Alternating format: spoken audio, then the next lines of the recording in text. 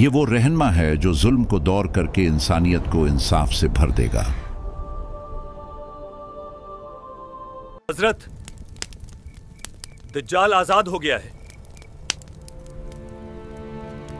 समंदर के बीच एक पुरअसरार जजीरा और वहां जंजीरों में कैद एक शख्स जो इंतजार कर रहा है, और नबी ने फरमाया उसका फितना दुनिया का सबसे बड़ा इम्तिहान होगा।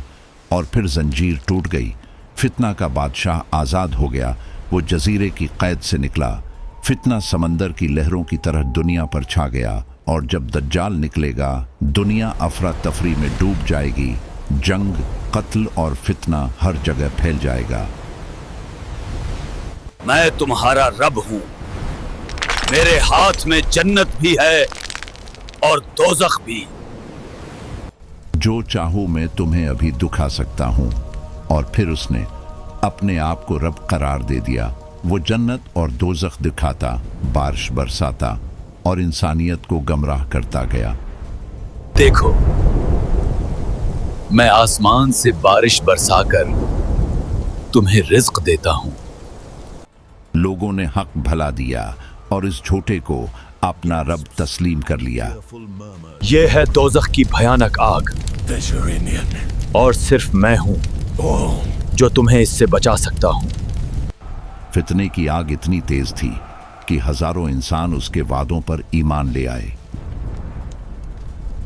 देखो, ये हैं जन्नत के हसीन बाग, नदियां बह रही हैं जो सिर्फ मेरी इत्ताअत करने वालों की हैं।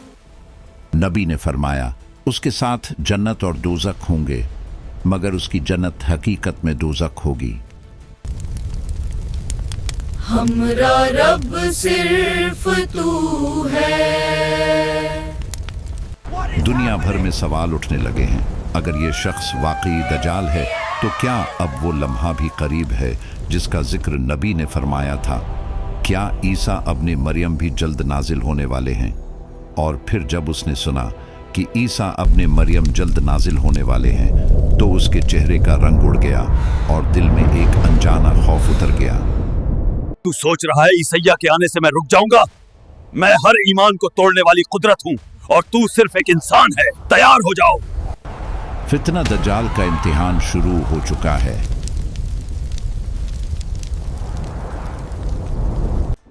और फिर ईसा इब्ने मरियम नाजिल हुए, सफीद चमकते लिबास में, और उनके चेहरे से बूंदें टपक रही थीं जो मोतियों की तरह चमक रही थी। राज का राजा, राज का राजा, राज का राजा।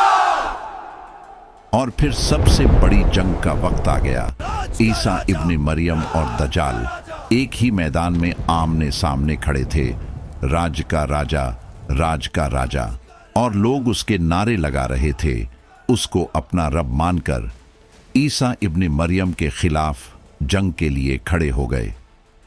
इतनी छोटी सी तादाद, तुम्हारे सारे इरादे बस हुआ हो जाएंगे। नबी ने फरमाया आदम से लेकर क़यामत तक दज्जाल से बड़ा फितना कभी नहीं आएगा।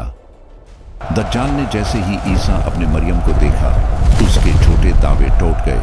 वो जंग के बीच से भाग निकला, और जब ईसी अपने मरियम उसके करीब गए, वो नमक की तरह पानी में घुलने लगा। मैं अपनी गलतियों पर शर्मिंदा हूं। अब मैं सिर्फ हक की राह चलूंगा। मुझे माफ कर दीजिए। और फिर बाब-ए-लुद पर इसका इंजाम हुआ। और फिर एक फरिश्ता ईसा अपने मरियम को खबर देता है, या ईसा अल्लाह का पैगाम है, एक नया फितना अभरने वाला है। याजूज माजूज की दीवार और टूटने वाली है। लोगों, अल्लाह का पैगाम आ गया है। याजूज माजूज कैद से निकल चुके हैं। सब लोग पर पहाड़ पर जमा हो जाओ, और जब याजूज माजूज खोल दिए जाएंगे, वो हर बुलंदी से तेजी से निकल पड़ेंगे।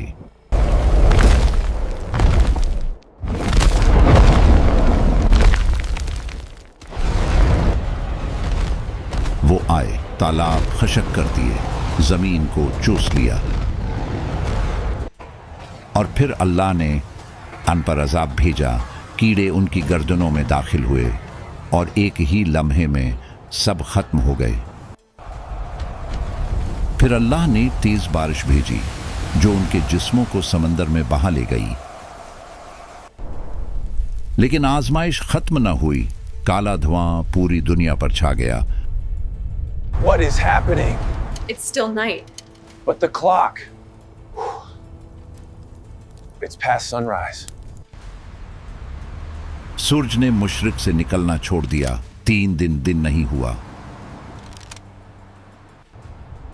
और फिर सूरज मगरिब से निकल आया।